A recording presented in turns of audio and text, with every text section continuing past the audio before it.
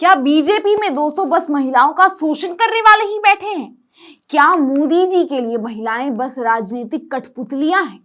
क्या मोदी जी के हिसाब से मुसलमान के द्वारा किया गया रेप होता है और उनके हिंदू नेता द्वारा किया गया यौन शोषण कुछ नहीं होता? दोस्तों, जो खबर अभी आ रही है उससे ये तो साबित हो जाएगा कि मोदी जी और मोदी जी की पार्टी नारियों का सम्मान तो छोड़िए, वो बस नारियों को राजनीति में जो है वो सिर्फ इस्तेमाल करने के लिए हुक्म का इक्का मानती है। पूरा मामला क्या है दोस्तों, बहुत गंभीर है, बताएंगे आपको इस वीडियो में, तो वीडियो को पूरा जरूर ध्यान से सुनिएगा। नमस्कार, स्वागत है आपका देश नीति में। नाम के लिए नारियों का सम्मान है और देश में किसी कमजोर नारी का शोषण करने का मानो बीजेपी वालों ने ठेका ले रखा है। 1-1.5 महीने पहले की बात है दोस्तों, संदेश खाली देश का मणिपुर से भी बड़ा मुद्दा बन गया था। बीजेपी का हर नेता, यहां तक कि खुद प्रधानमंत्री मोदी जी को भी संदेश खाली की महिलाओं के लिए असीम प्यार, असीम चिंता सता रही थी। तो वहीं अब बंगाल के मोदी जी द्वारा नियुक्त उपराज्यपाल पर दोस्तों सी आनंदा बोस पर राजभवन में ही एक स्थायी महिला कर्मचारी यानी एक टेम्परेरी फीमेल एम्प्लॉय ने यौन शोषण जैसा गंभीर आरोप लगाया है। और मामला इतना गंभीर हो गया है कि आनंद बोस इतना डर गए हैं कि उन्होंने कलकत्ता के पुलिस को राजभवन घुसने तक पे रोक लगा दी। जी दोस्तों, जब बंगाल पुलिस ने राज्य के राज्यपाल सीवी के खिलाफ लगे यौन उत्पीड़न के आरोपों की जांच शुरू तक कर दी, तो आनंद बोस ने मामले की जांच के लिए पुलिस के राजभवन में प्रवेश पर प्रतिबंध लगा दिया। और मोदी जी की सुई अभी भी संदेश खाली पे अटकी रह गई, और अटकी तो अटकी, यहां भी राजनीति शुरू कर दिया। पूरा देश वैसे तो मणिपुर की उन बेटियों के लिए, देश के जवान की उस पत्नी के लिए भी कार्यवाही की मांग कर रहा है। देश की 3000 बेटियों का यौन शोषण करने वाले प्रज्वल रवन्ना को भी देश में बुलाकर सजा दिलवाना चाहता है। ब्रिजभूषण शरण सिंह के ऊपर भी देश की जनता कार्यवाही चाहती है। और अब बंगाल के उपराज्यपाल, जो कि मोदी जी के चयन से ही चुने जाते हैं, उनकी खबर सुन के भी देश की तमाम जनता कार्यवाही की मांग करेगी। लेकिन देश के प्रधानमंत्री को केवल विपक्ष के द्वारा किया हुआ अपराध याद रहता है, बाकी तो वो ऐसे भूलते हैं जैसा शायद गजनी फिल्म में गजनी भी नहीं भूलता हो।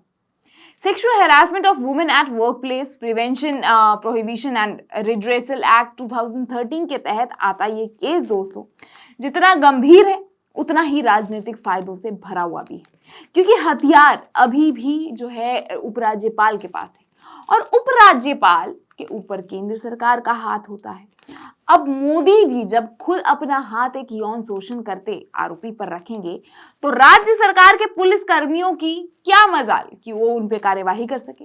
बंगाल की डिप्टी कमिश्नर सेंट्रल और भारतीय पुलिस सेवा की अधिकारी इंदिरा मुखर्जी ने यही समय, एक बंगाली समाचार है, उनको बताया कि 2 मई को शाम 5 बजे राजभवन चौकी पर एक शिकायत मिली और पुलिस ने इसे हेयर स्ट्रीट पुलिस स्टेशन भेज दिया।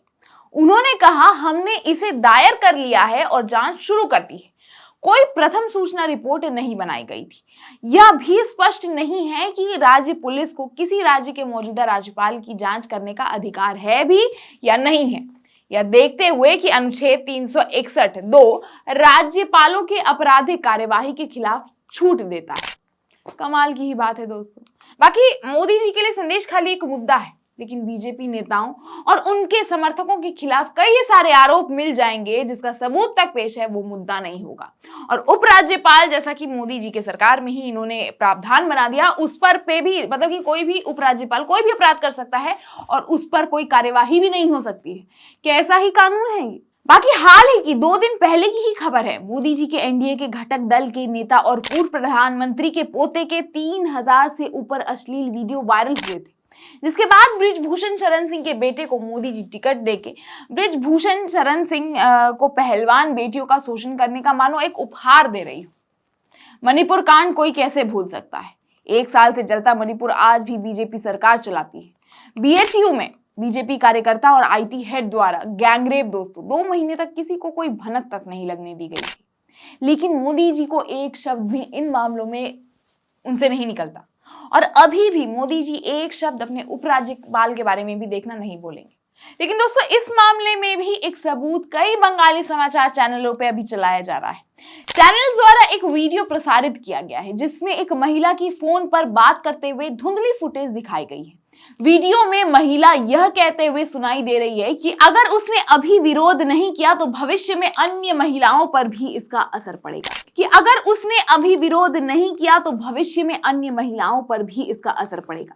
महिला ने अपनी शिकायत में कहा है दोस्तों कि वो राज्य भवन में संविदा कर्मचारी है और वो स्टाफ क्वार्टर में रहती है।